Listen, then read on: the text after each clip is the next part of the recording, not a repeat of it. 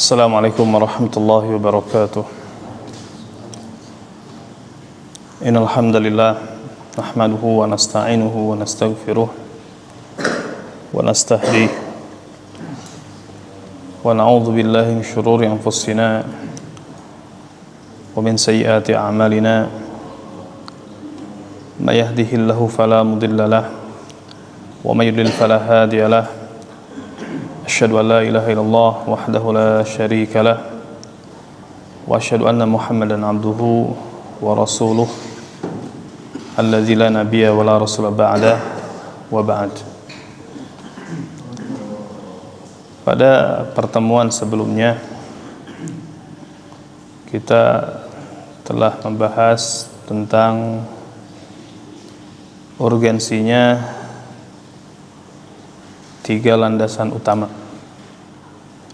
bahwasanya hal tersebut merupakan perkara yang akan ditanyakan kepada seorang hamba ketika dia diletakkan di kuburnya.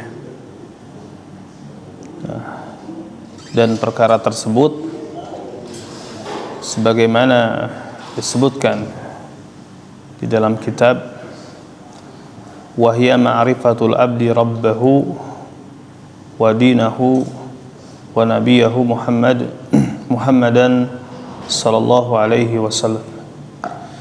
Dia adalah pengetahuan seorang hamba, pengenalan seorang hamba terhadap Rabbnya, terhadap Tuhannya dan agamanya, serta nabinya Muhammad sallallahu alaihi wasallam. Ai al-usul tsalatsah, atau yang disebut dengan tiga landasan utama, yaitu ma'rifatul abdi rabbahu tabaraka wa ta'ala, pengenalan seorang hamba kepada Rabbnya, kepada Tuhannya tabaraka wa ta'ala, ya, dengan perkara yang dimana Allah subhanahu wa ta'ala memperkenalkan dirinya di dalam kitabnya, atau dengan perkara yang dimana hal tersebut ya, dijelaskan di dalam kitabnya dan sunnah Rasulnya sallallahu alaihi wasallam, berupa kemahaesaan Allah subhanahu wa ta'ala, ya, berupa sifat wahdaniyahnya serta nama-nama dan perbuatannya. Maka dia, yaitu Allah subhanahu wa ta'ala, Rabbu kulli syai'in wa malikuhu, dialah Rabb, Tuhan atau pemelihara segala sesuatu dan pemiliknya. La ilaha ghairuhu wa la rabba siwah, tidak ada ilah atau sesembahan selain daripadanya dan tidak ada Rabb selainnya. Wa hadza aslul usul, dan ini merupakan pondasi dari segala pondasi. Fayajibu alaina ma'rifatuh, maka wajib bagi kita untuk mengetahuinya. Lina'budahu ala haqiqatin wa basiratin, ya. Tujuannya apa? Supaya kita bisa beribadah kepada Allah secara hakiki dan di atas ilmu. Wala yakunul insan ala haqiqatin min dinihi illa ba'dal ilmi billahi subhanahu, maka tidaklah seseorang berada di atas agamanya secara hakiki melainkan setelah dia memiliki ilmu tentang Allah subhanahu dan apa yang wajib, yang harus diberikan untuknya, ya, berupa at-ta'zim, berupa pengagungan dan penghormatan. Nah, kemudian wa ma'rifatu dinihi, dan mengenal agamanya atau mengetahui agamanya, yang dimaksud adalah dinul Islam, yaitu agama agama Islam, yang kita diperintahkan untuk menghambakan diri kepada Allah Subhanahu wa taala dengannya, ya, dengan berpegang kepada Islam, tentu dengan berdasarkan dalil-dalilnya dari kitab dan sunnah. Dan kalimat ad-din secara bahasa artinya adzul wal inqiyad, ya, ketundukan dan kepatuhan, ya. Sehingga kalau diungkapkan suatu kalimat danantuhu fadan, ay azlaltu fazalla, ya, aku tunduk kepadanya, atau ay azlaltuhu fazalla, aku menundukkannya kemudian dia tunduk, ya. Wa syar'an, adapun definisi din secara syara', ma amarallahu bihi ala al-sunnati rusulihi, segala perkara yang diperintahkan oleh Allah melalui lisan para rasulnya, itulah din atau itulah agama. Jadi segala perkara yang diperintahkan oleh Allah melalui lisan para rasulnya. Nah, kemudian wa ma'rifatu nabiyhi Muhammad sallallahu alaihi wasallam, dan mengenal nabinya Muhammad sallallahu alaihi wasallam, li'annahu al-wasithah bainana wa bainallah fi tablighi risalah, dikarenakan beliau itu Nabi alaihi salatu wassalam merupakan wasithah, merupakan perantara antara kita dan Allah dalam perkara menyampaikan risalah. Tidak mungkin kita bisa mengetahui pesan atau risalah dari Allah Subhanahu wa taala kecuali melalui rasulnya. Wa huwa afdalul khalqi 'alal itlaq, beliau adalah makhluk terbaik secara mutlak. Wal ayatu wal ahadits fi fadlihi wa syarafihi katsirah jiddan, ayat-ayat demikian juga hadis-hadis yang menerangkan tentang keutamaannya, tentang kemuliaannya sangatlah banyak. Wa ma'rifatuhu fardun ala kulli mukallafin, maka mengenalnya, ya, mengenal Nabi alaihi salatu wassalam merupakan perkara yang fardu, perkara yang wajib bagi setiap mukallaf, bagi setiap orang yang dia terkena beban syariat, yaitu setiap yang baligh dan berakal.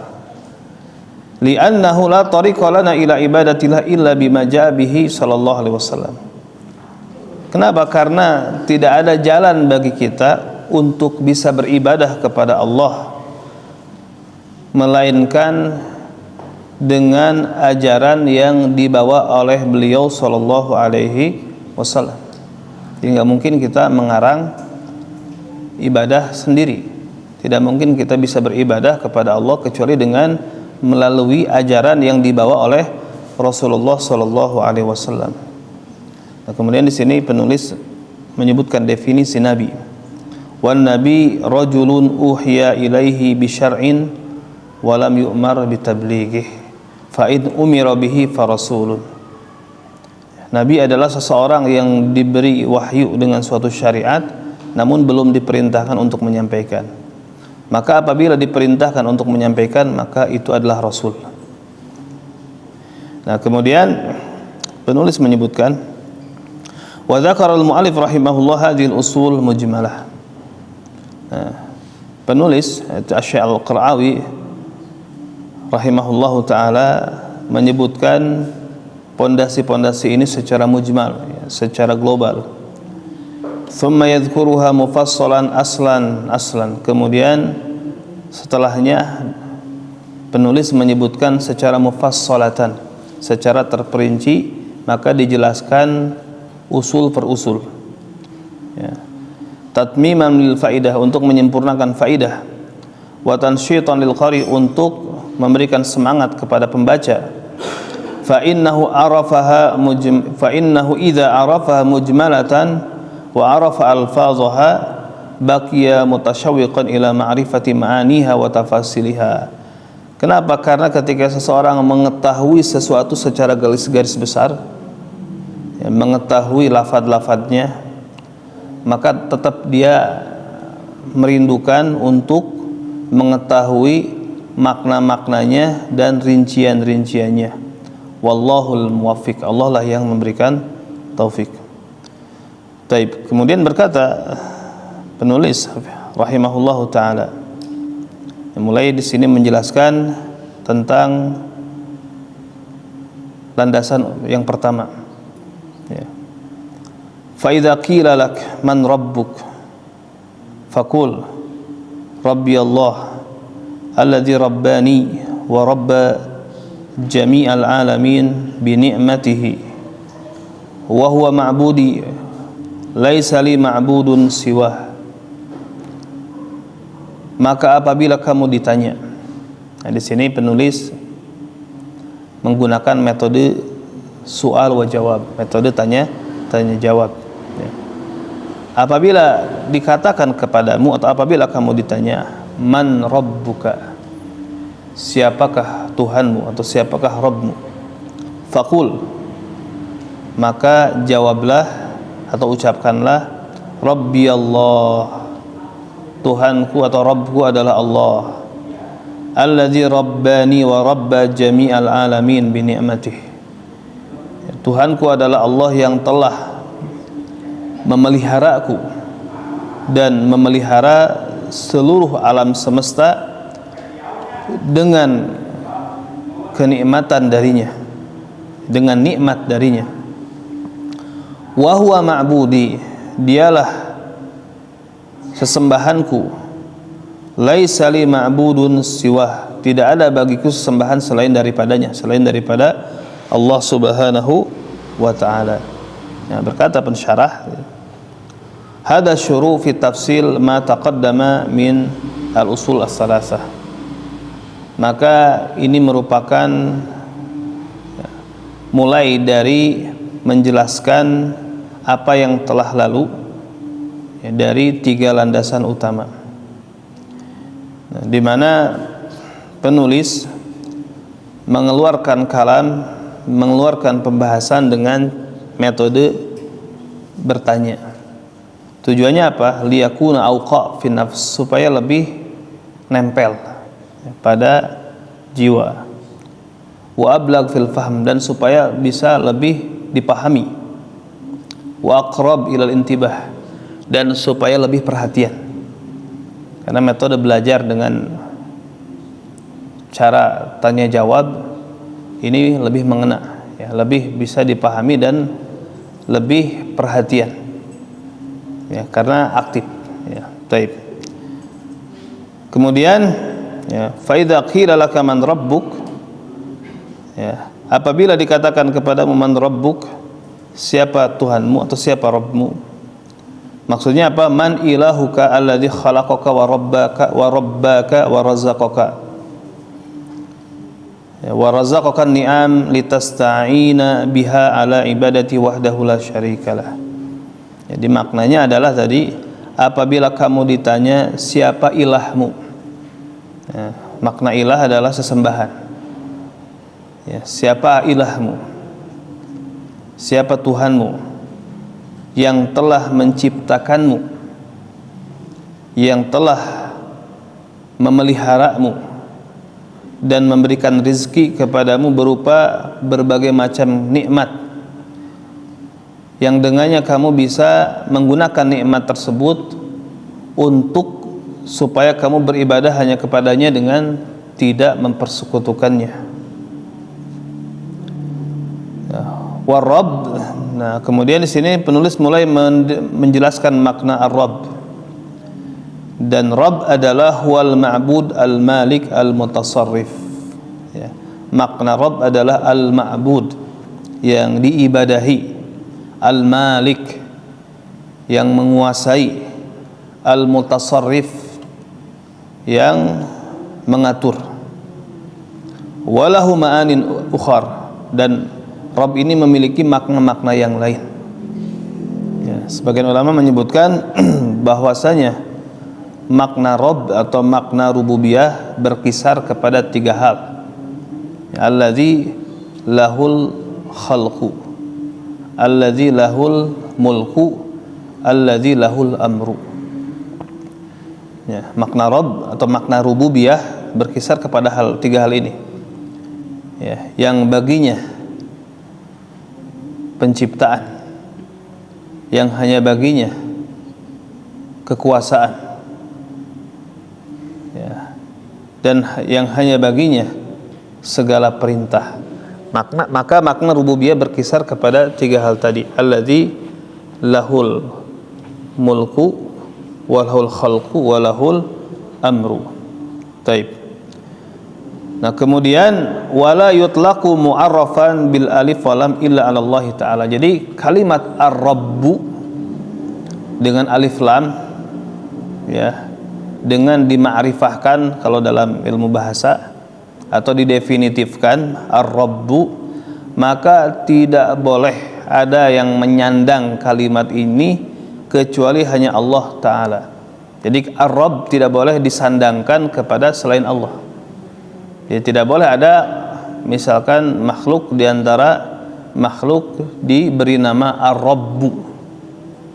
Ya, tidak boleh. Karena itu hanya untuk Allah Subhanahu wa taala.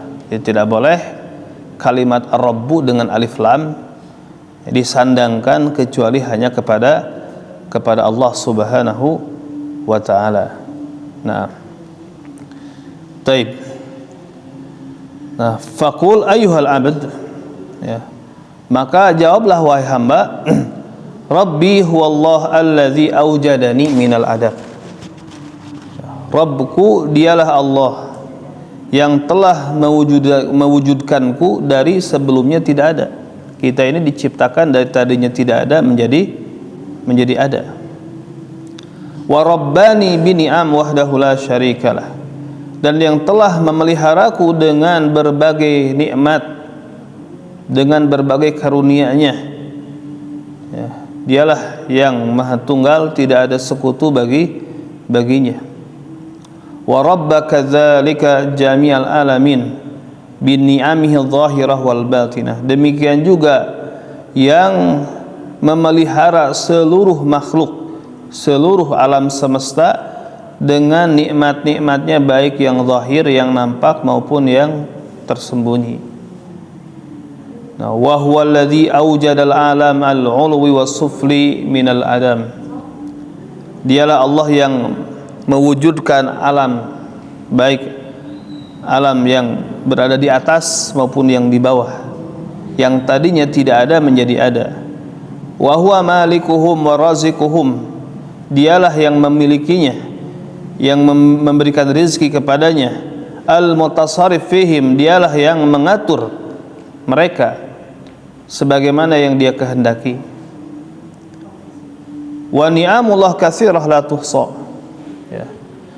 Dan nikmat-nikmat Allah ini banyak, tidak bisa kita hitung. Ya, kama qala ta'ala, sebagaimana Allah Ta'ala berfirman, wa in ta'uddu ni'matallah la tuhsuha. Apabila kamu berusaha menghitung-hitung nikmat Allah, la tuhsuha, niscaya kamu tidak akan bisa menghitungnya. Ya, surat Ibrahim ayat ke-34. Taib. Nah, kemudian wal khalqu mafturun ala ma'rifati khaliqihim subhanahu wa la yunazi'u fi rububiyyatihi wa wujudihi illa majnun au mukabir au mu'anid. Jadi pada dasarnya seluruh makhluk mereka tercipta di atas fitrah. Yaitu apa? Fitrah mengenal penciptanya subhanahu. Fitrah mengenal Allah sebagai penciptanya. Maka tidak ada yang menentang di dalam rububiyah Allah ataupun wujudnya kecuali orang yang gila atau yang menyombongkan diri lagi membangkang. Jadi sebetulnya tidak ada yang mengingkari kekuasaan Allah, wujud Allah, rububiyah Allah. Tidak ada. kecuali memang dia gila. Ya, tidak tahu apa yang dia ucapkan. Ya, tidak ngerti apa yang dia katakan. Atau mukabir, atau dia sombong. Maksud sombong adalah sebetulnya hati kecilnya mengakui, akan tetapi dia menampakkan sesuatu yang bertentangan dengan hati nuraninya. Contohnya Firaun. Ya, contohnya Firaun. Ya, Firaun menentang keberadaan Allah, menentang rububiyah Allah Subhanahu wa ta'ala, itu secara zahir. Ya, itu secara lisan yang keluar daripadanya. Adapun secara batin dia mengakui.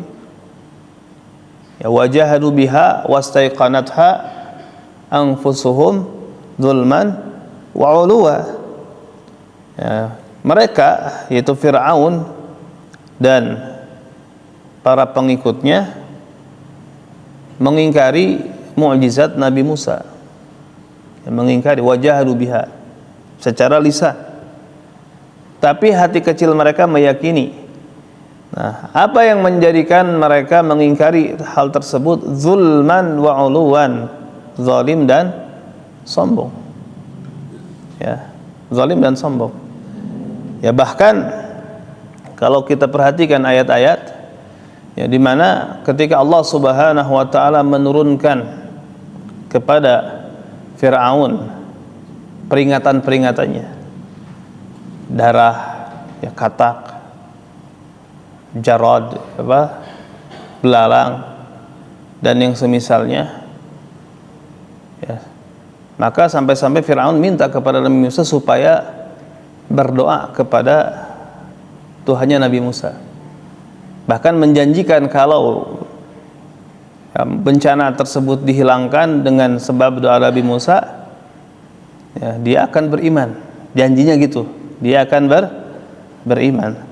Tapi ternyata Firaun ingkar janji. Ya, Firaun ingkar janji. Ya, yang akhirnya Allah Subhanahu wa ta'ala menurunkan azab yang dengannya Firaun tidak kembali lagi ke dunia. Yaitu apa? Ditenggelamkan. Ya, hati kecilnya meyakini. Ya, banyaklah kejadian orang-orang yang, ya, sok ateis, ya kan? Ya, ada dialog, ya, di mana dia dengan bangganya mengatakan saya ini ateis. Ya, kemudian dibantah, enggak, kamu mau bohong, kamu bukan orang ateis.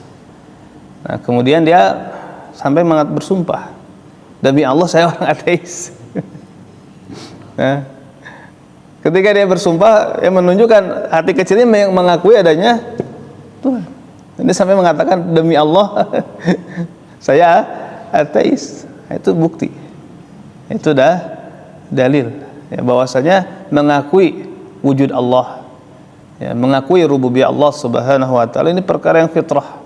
Tidak ada yang mengingkarinya kecuali orang yang gila, ya, kecuali orang yang gila, ya, atau orang yang tadi mukabir, mu'anid, dia menyombongkan diri, ya, kemudian dia memang membangkang, bandel, gitu kan. Nah, kemudian salah satu contoh, ya, ada yang so ateis, ya, ini dari kalangan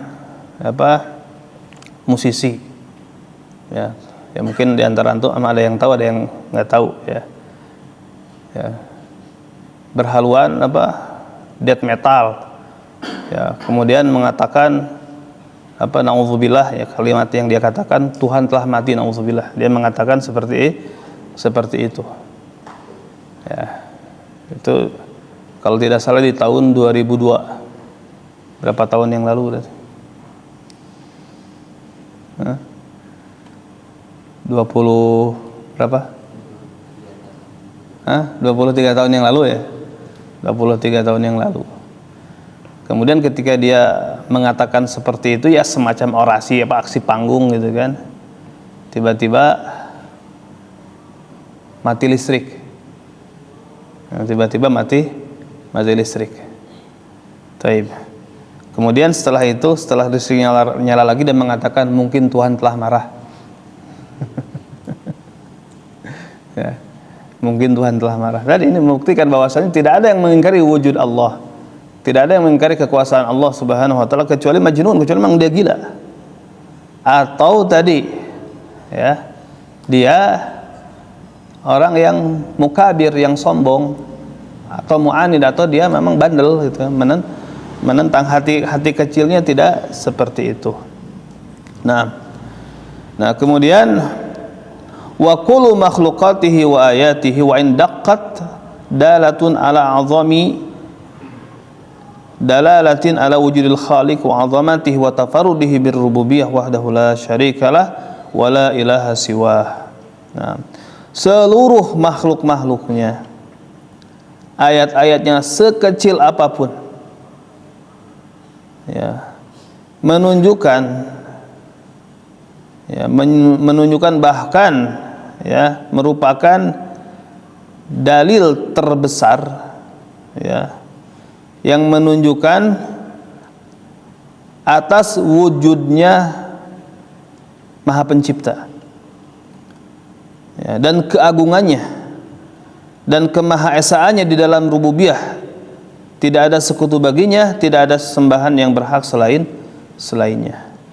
Nah, dan dialog masyhur ya, antara orang ateis dengan Abu Hanifah ya, diajak berpikir oleh Abu Hanifah ya, dia dengan mengungkapkan suatu kalimat semacam fiksi sebetulnya, tapi ini untuk apa? Untuk merangsang akal ya, untuk merangsang akal, untuk menjebak sebetulnya ya, di mana Abu Hanifah mengatakan ya kepada orang ateis ini, kepada mulhid ini, kalau sekiranya saya mengabarkan kepadamu ya bahwasanya ada suatu kapal layar yang bisa sampai dari suatu pelabuhan ke pelabuhan yang lain tanpa adanya nahkoda ya, tanpa adanya nahkoda, autopilot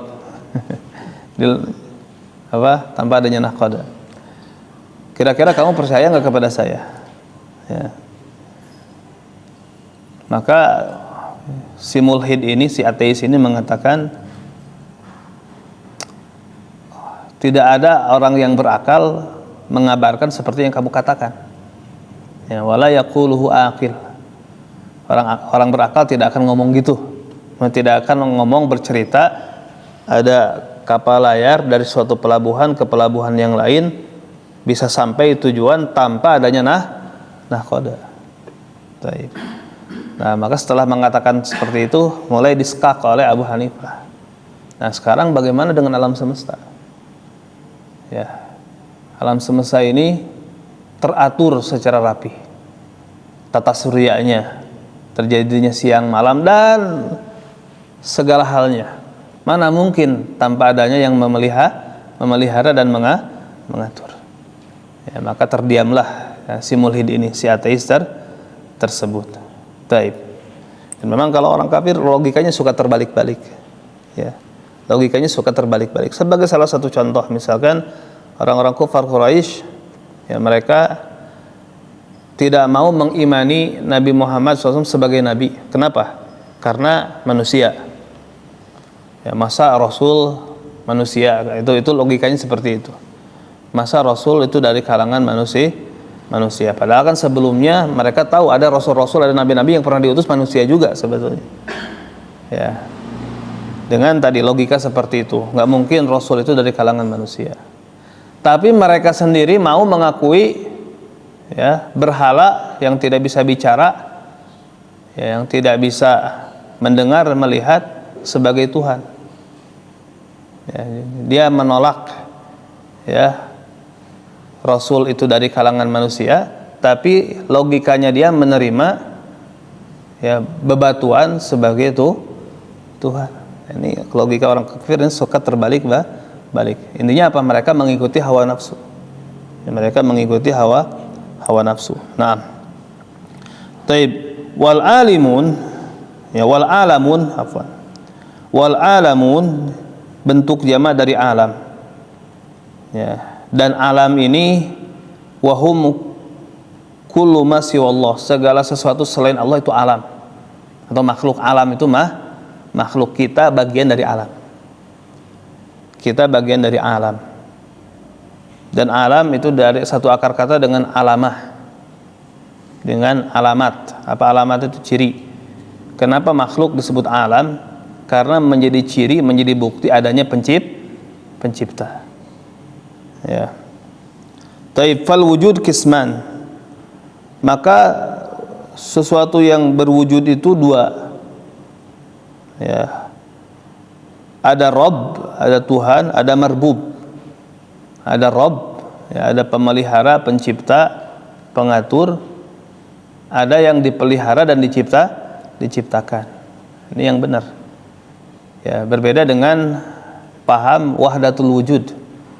Ya, kalau wahdatul wujud itu tidak membagi adanya Rabb dan marbub, adanya Khalik dan makhluk. Semuanya dianggap Rabb, semuanya dianggap perwujudan dari Tuhan. Nah, ini akidah yang sesat. Ya, wahdatul wujud ini. Jadi menganggap kita makhluk ini bagian dari perwujudan Tuhan. Nah, ini akidah yang sesat. Yang benar ada Rabb, ada marbub, ada Khalik, ada makhluk. Ya. Taib, kemudian ya. Far-Rabb huwallahul azim subhanah. Maka Rabb atau kita terjemahkan Tuhan, ya. Dia adalah Allah yang Maha Agung subhanahu. Wal marbub, ya, yang dipelihara, yang diciptakan, yang diatur, huwal alam, itu makhluk.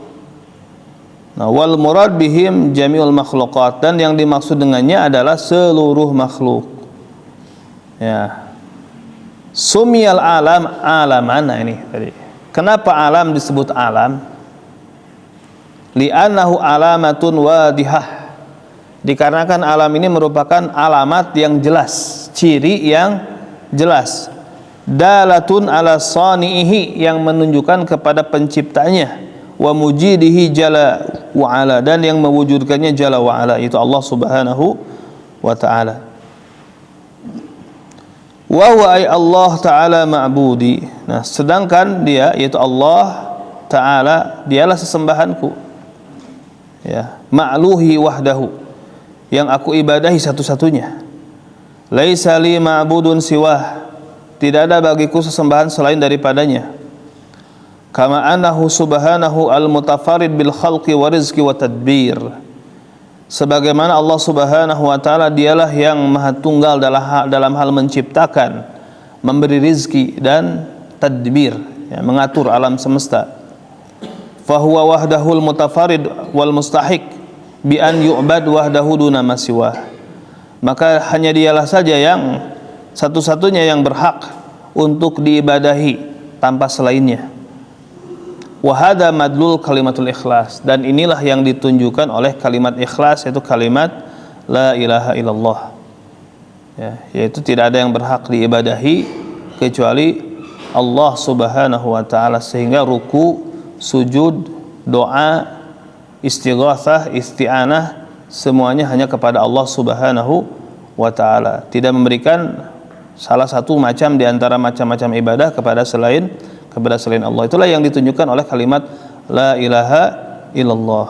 Nah, dan arti dari ta'abbud, ya, atau ta'alluh, ya, arti dari ta'abbud adalah wa ta'alluh dzullan wa hubban wa ta'ziman, yaitu tadi menghambakan diri, ya, menghambakan diri dengan cara menghinakan diri kepada Allah subhanahu wa ta'ala, menundukkan diri kepada Allah subhanahu wa ta'ala, yang disertai dengan kecintaan dan pengagungan kepada Allah, ya, al-ilahul haq al-kabir, Tuhan yang hak, yang maha besar.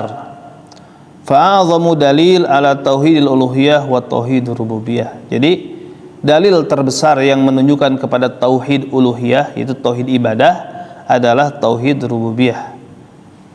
Ya. Kama yastadilu bidzalika ta'ala 'alal musyrikin.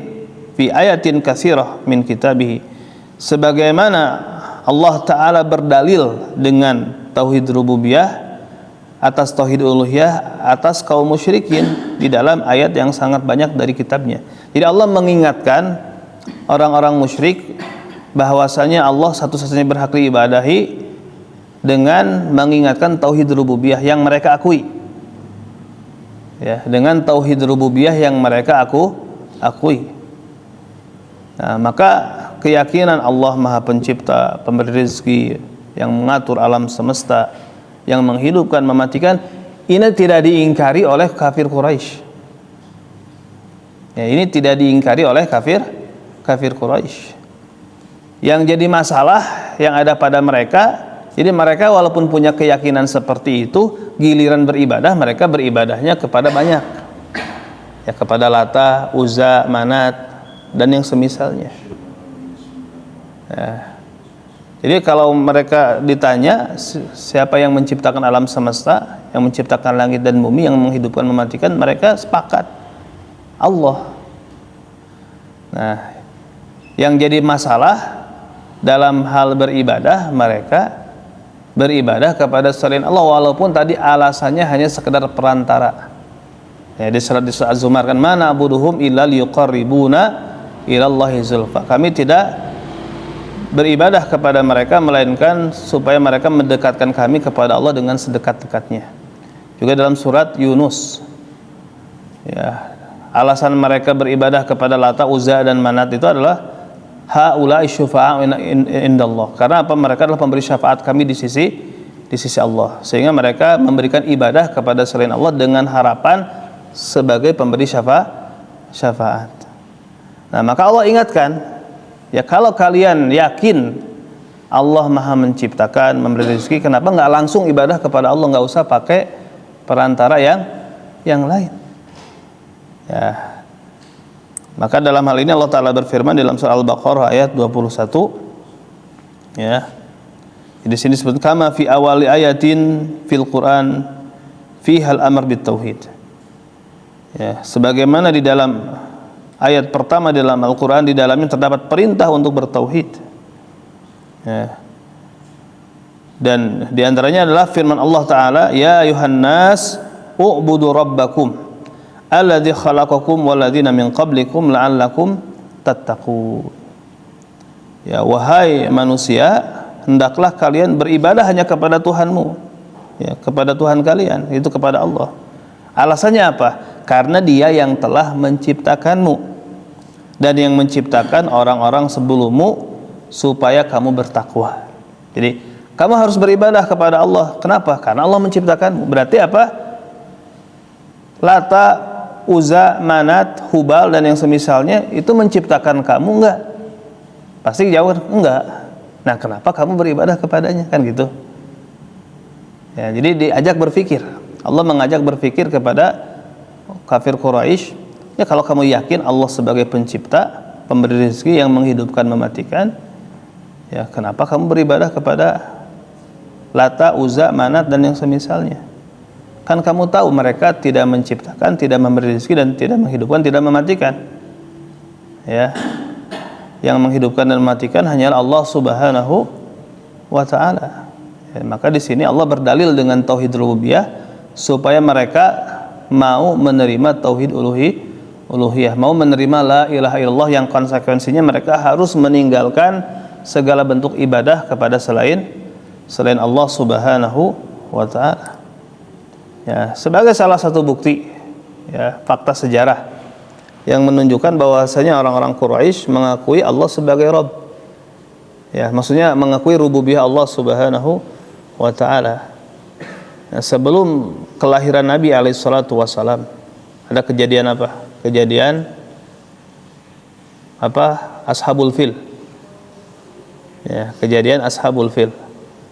Kejadian di mana pasukan gajah dari Yaman, yang notabene mereka ahli kitab di Yaman, ingin menyerang Ka'bah. Ya, ingin menyerang Ka'bah karena ketika itu Abrahah merasa iri dengan Ka'bah, selalu ada yang mengunjungi, sedangkan dia bikin rumah ibadah yang gede, nggak ada yang mengunjungi. Nah, dia berniat untuk menghancurkan Ka'bah. Dan ketika itu pemimpin kaumnya siapa? Abdul Muthalib, kakeknya Rasulullah Shallallahu Alaihi Wasallam. Ya. Maka Abrahah dengan membawa pasukan yang tidak bisa ditandingi secara akal manusia. Ya. Dan ketika itu penduduk Mekah menyiapkan pasukan enggak untuk melawan? Enggak bisa. Ya, tidak bisa. Terus apa yang mereka lakukan? Pindah. Mereka ngungsi. Mereka mengevakuasi diri. Ya. Tapi mereka ngungsi karena nggak mungkin dilayani. Ini pasukan besar. Ya, pasukan besar nggak mungkin dilayani. Akhirnya mereka ngungsi terlebih dahulu. Nah, kemudian Abdul Muthalib ini banyak untanya dan dia tinggal di Mekah. Nah, kemudian unta-unta tersebut diambil oleh pasukan Abrahah. Nah, karena unta-untanya diambil oleh Abrahah, maka Abdul Muthalib mendatangi Abrahah untuk bernegosiasi perkara apa? Perkara unta. Ya. Dan Abdul Muthalib ini orang yang disegani.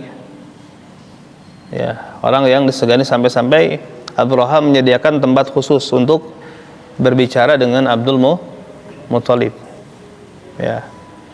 Kemudian dalam obrolannya tersebut tidak sedikit pun Abdul Muthalib ini menyinggung perkara Ka'bah. Padahal kan Ka'bah sesuatu yang dimuliakan dan diagungkan oleh Arab ketika itu. Malah berbicara tentang unta. Ya, malah yang menjadi obrolan tentang unta. Nah, kemudian ketika ditanya alasannya,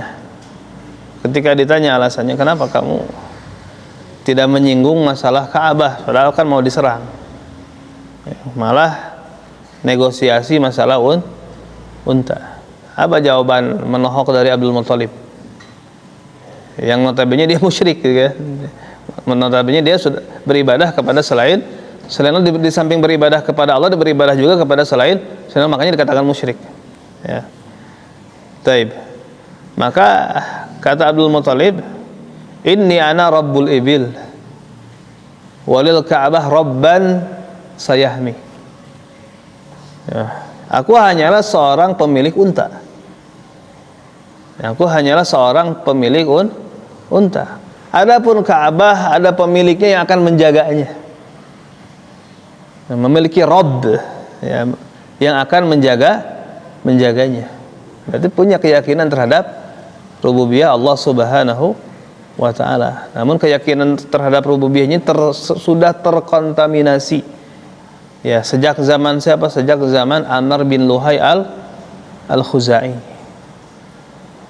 Ya, sudah terkontaminasi sejak zaman Amr bin Luhai al-Khuzai.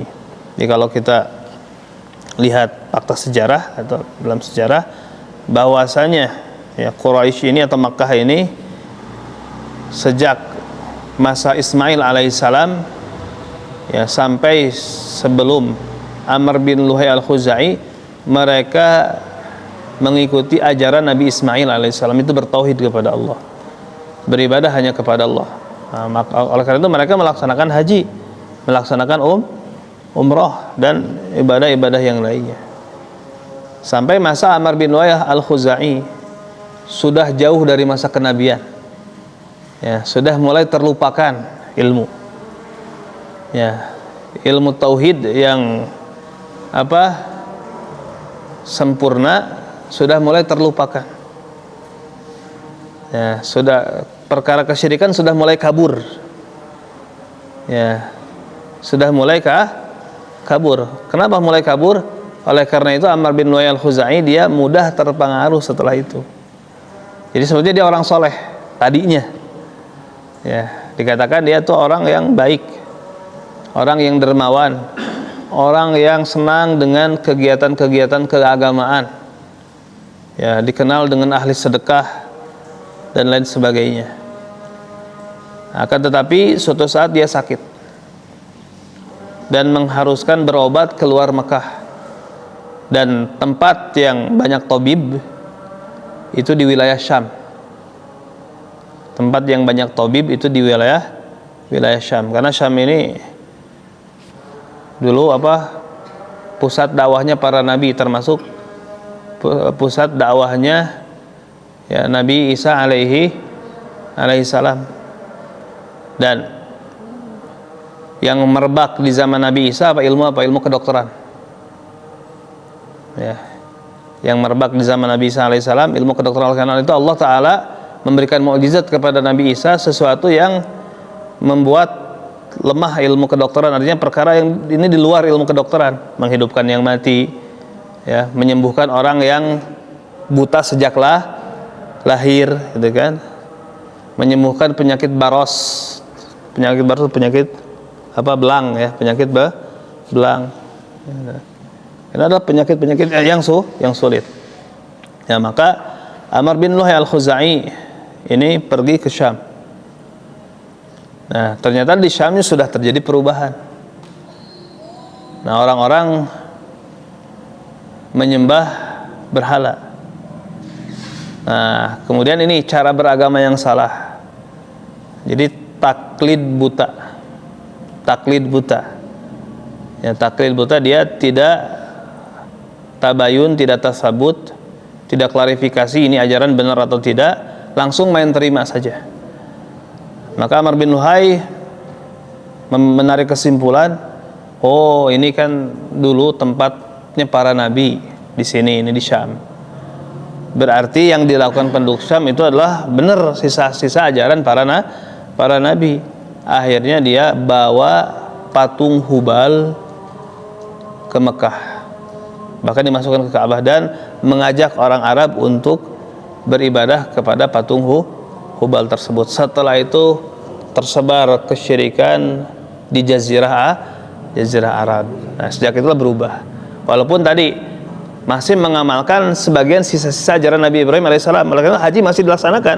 Orang-orang Quraisy masih melaksanakan ibadah haji. Baik. Nah, baik, kita lanjutkan setelah salat. Subhanakallahumma bihamdika asyhadu an la ilaha illa anta astaghfiruka wa atubu ilaik.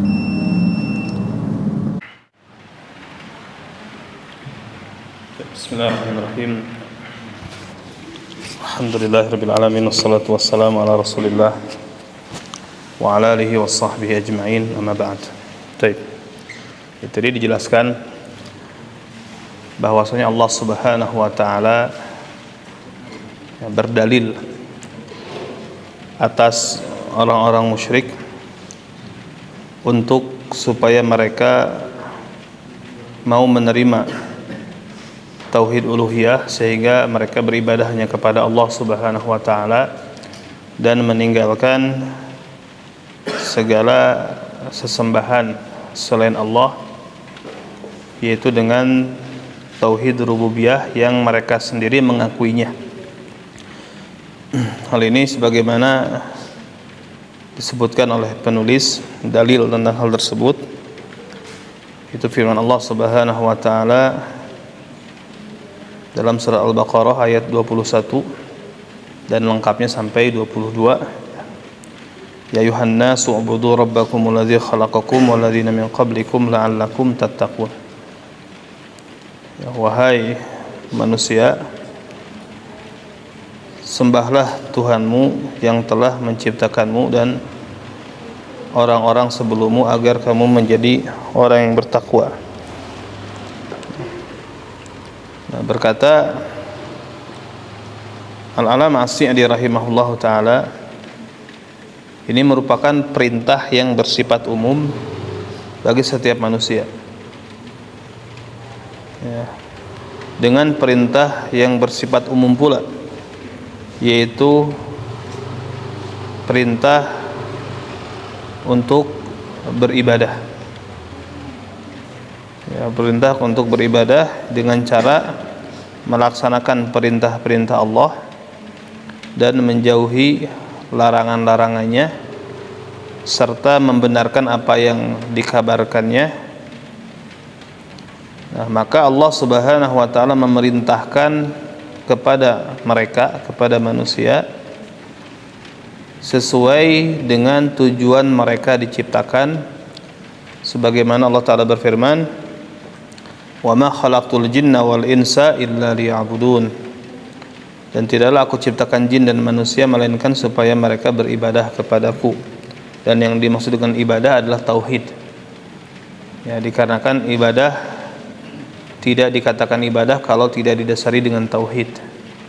Ya. Nah, kemudian di ayat ke-22 ya, di mana Allah Subhanahu wa taala berdalil atas wajibnya beribadah hanya kepadanya saja, ya, tadi dengan tauhid rububiyah. Alladzi ja'ala lakumul arda firasya was samaa binaa wa anzala minas samaa'i maa'an fa akhraja bihi minas thamarati rizqan lakum fala taj'alu lillahi andada wa antum ta'lamun. Dialah yang menjadikan bumi sebagai hamparan bagimu dan langit sebagai atap, dan dialah yang menurunkan air hujan dari langit lalu dihasilkan dengan hujan itu segala buah-buahan sebagai rezeki untukmu. Nah, kemudian Allah menegaskan, fala taj'alu lillahi andada wa antum ta'lamun. Dan janganlah kamu menjadikan bagi Allah tandingan-tandingan. Jadi janganlah kamu mengadakan tandingan-tandingan bagi Allah Subhanahu wa taala. Wa antum ta'lamun, sedangkan kamu mengetahui. Ya, artinya apa? Kamu jangan menjadikan tandingan-tandingan bagi Allah, ya, dari para makhluk, sehingga kamu menyembah tandingan-tandingan tersebut sebagaimana kamu beribadah kepada Allah, atau mencintai mereka sebagaimana kamu mencintai Allah, padahal mereka sama seperti kamu, makhluk, ya, diberi rezeki kemudian dipelihara, dan mereka yang diibadahi selain Allah tersebut tidak memiliki sedikit pun kekuasaan baik di langit maupun di bumi, bahkan tidak bisa memberikan manfaat dan madarat kepada kalian. Nah, wa antum ta'lamun, sedangkan kamu mengetahui. Maksudnya apa? Mengetahui bahwasanya Allah tidak memiliki sekutu, tidak memiliki bandingan, atau tidak memiliki tandingan baik dalam hal menciptakan, memberi rezeki, mengatur, dan tidak pula di dalam ibadah. Nah, maka bagaimana bisa kalian beribadah kepada sesembahan-sembahan yang lain padahal kalian mengetahui perkara tersebut? Dan berkata ulama yang mengomentari ayat tersebut, ya, al-khaliqu li hadhil asya', ya, huwal mustahiq lil ibadah.